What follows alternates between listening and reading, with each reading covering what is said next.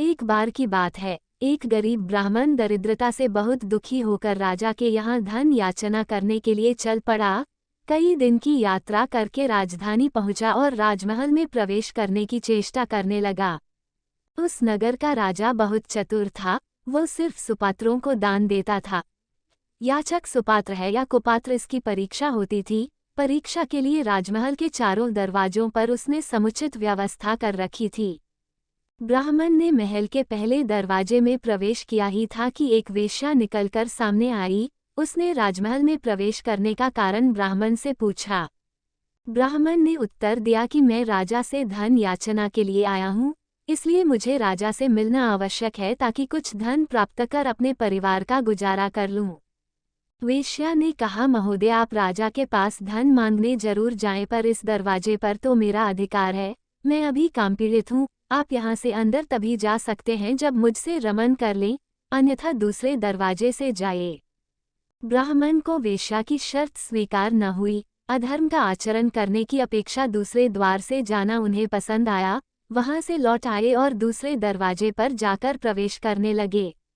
2 ही कदम भीतर पड़े होंगे कि एक प्रहरी सामने आया। उसने कहा, इस दरवाजे पर महल के मुख्य रक्षक का अधिकार है। यहाँ वही प्रवेश कर सकता है जो हमारे स्वामी से मित्रता कर ले।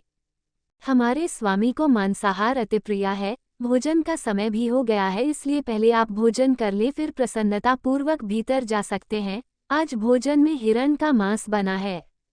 ब्राह्मण ने कहा कि मैं मांसाहार नहीं कर सकता, यह अनुचित है। प्रहरी ने साफ साफ बता दिया कि फिर आपको इस दरवाजे से जाने की अनुमति नहीं मिल सकती। किसी और दरवाजे से होकर महल में जाने का प्रयास कीजिए।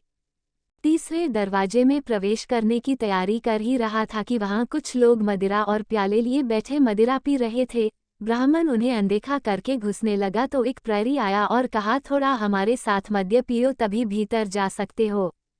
यह दरवाजे सिर्फ उनके लिए है जो मदिरापान करते हैं। ब्राह्मण ने मद्यपान नहीं किया और उल्टे पांव चौथे दरवाजे की ओर चल दिया।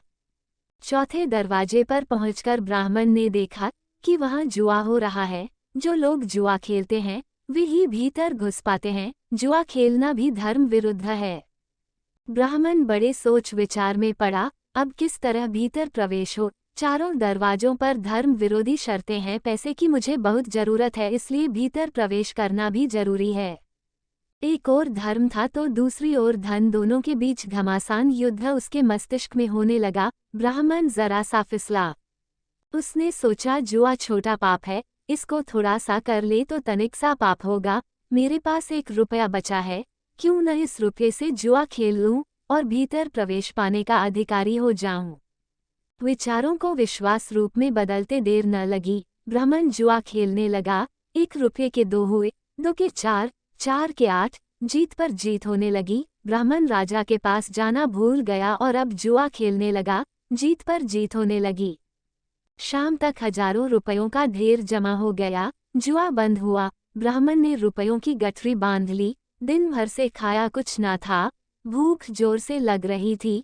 पास में कोई भोजन की दुकान ना थी। ब्राह्मण ने सोचा, रात का समय है, कौन देखता है, चलकर दूसरे दरवाजे पर मांस का भोजन मिलता है, वही क्यों न खा लिया जाए। स्वादिष्ट भोजन मिलता है और पैसा भी खर्च नहीं होता, दोहरा लाभ है। जरा सा पाप करने में कुछ हर्ज नहीं। मैं तो लोगों के पाप के प्रायश्चित कराता हूँ, फिर अपनी क्या चिंता है, कर लेंगे कुछ ना कुछ। ब्राह्मण ने मांस मिश्रित स्वादिष्ट भोजन को छककर खाया। अस्वाभाविक भोजन को पचाने के लिए अस्वाभाविक पाचक पदार्थों की जरूरत पड़ती है। तामसी विकृत भोजन करने वाले अक्सर पान, बीड़ी, शराब की शरण लिया करते हैं। कभी मांस खाया ना था, इसलिए पेट में जाकर मांस अपना करतब दिखाने लगा। अब उन्हें मद्यपान की आवश्यकता महसूस हुई। आगे के दरवाजे की ओर चले और मदिरा की कई प्यालियां चढ़ाई। अब वो 3 प्रकार के नशे में थे। धन काफी था, साथ में सो धन का नशा, मांसाहार का नशा और मदिरा भी आ गई थी। कंचन के बाद कुछ का, सुरा के बाद सुंदरी का ध्यान आना स्वाभाविक है। पहले दरवाजे पर पहुंचे और वेश्या के यहाँ जा विराजे। वेश्या ने उन्हें संतुष्ट किया और पुरस्कार स्वरूप जुए में जीता हुआ सारा धन ले लिया। एक पूरा दिन चारों द्वारों पर व्यतीत करके दूसरे दिन प्रातःकाल ब्राह्मण महोदय उठे। वेश्या ने उन्हें घृणा के साथ देखा और शीघ्र घर से निकाल देने के लिए अपने नौकरों को आदेश दिया। उन्हें घसीटकर घर से बाहर कर दिया गया। अल्पविराम। राजा को सारी सूचना पहुंच चुकी थी। ब्राह्मण फिर चारों दरवाजों पर गया और सब जगह खुद ही कहा कि वह शर्तें पूरी करने के लिए तैयार है, प्रवेश करने दो, पर आज वहां शर्तों के साथ भी कोई अंदर जाने देने को राजी न हुआ।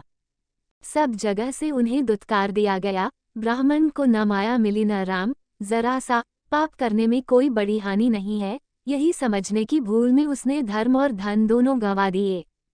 अपने ऊपर विचार करें, कहीं ऐसी ही गलतियां हम भी तो नहीं कर रहे हैं। किसी पाप को छोटा समझकर उसमें एक बार फंस जाने से फिर छुटकारा पाना कठिन होता है। हर जीव अपने कर्म के लिए उत्तरदायी होता है, उसे अपना कर्म अच्छा रखना है। आपको चारों द्वारों पर बैठे 4 मायावी तो बहकाने आएंगे ही।